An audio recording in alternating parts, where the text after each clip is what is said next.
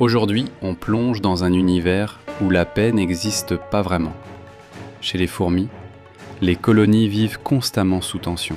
Pas de traité, pas de drapeau blanc. Ce monde est régi par la guerre. Et pas une guerre brute ou désorganisée, non.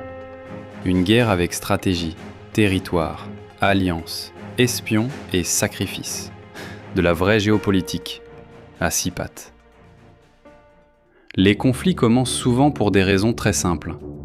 De la nourriture à protéger, un coin de forêt à contrôler, ou une colonie voisine devenue un peu trop envahissante. Quand les ressources se font rares, les fourmis n'ont pas le luxe de négocier. Elles attaquent. Et parfois, elles ne s'arrêtent plus. Certaines espèces ont même franchi un cap qu'on oserait à peine imaginer. Les fourmis esclavagistes, par exemple. Elles pillent les nids d'autres espèces, kidnappent leurs larves, et les élèvent pour en faire leurs esclaves. Ces fourmis volées vont ensuite entretenir la colonie qui a massacré la leur. Oui, c'est glaçant. Et pourtant, c'est une stratégie qui fonctionne depuis des millions d'années. Mais l'exemple le plus extrême, c'est sans doute celui des fourmis argentines. Ces petites travailleuses ont bâti des super colonies gigantesques, capables de s'étendre sur des milliers de kilomètres. Et quand 2 super colonies se croisent, c'est l'apocalypse. Des millions d'individus se jettent les uns contre les autres dans des batailles titanesques. On a déjà observé des lignes de front qui ne bougeaient plus pendant des semaines, comme une tranchée vivante. Pas de généraux, pas de cris de guerre, juste des phéromones, et l'ordre né de la masse. Parce que oui, tout repose sur l'odeur.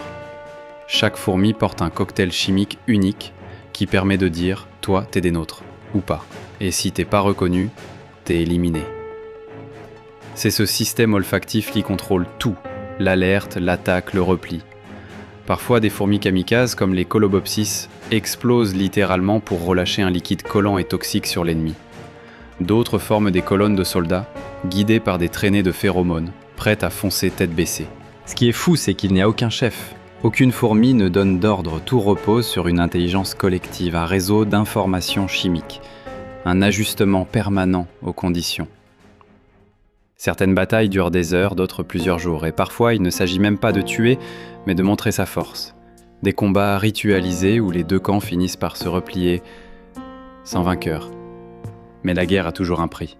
Pertes massives, territoires ravagés, et parfois les survivantes sont intégrées de force à la colonie victorieuse.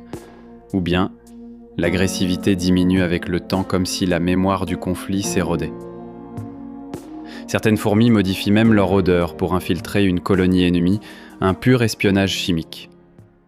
Alors si t'es encore là, écris le mot phéromone en commentaire qu'on voit qui fait vraiment partie de la team jusqu'au bout. Et n'oublie jamais, dans le monde des fourmis, la guerre ne fait pas de bruit.